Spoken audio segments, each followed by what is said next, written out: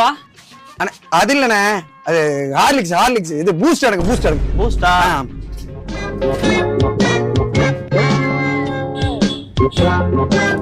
அண்ணே சொல்லாதீங்க ப்ளீஸ்ண்ணே, எல்லாரும் ப்ளீஸ்.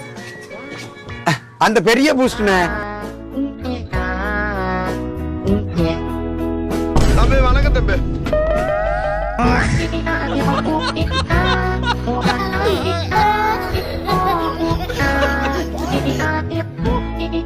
முந்நூறுவா தம்பி. 300 ரூபாண்ணே.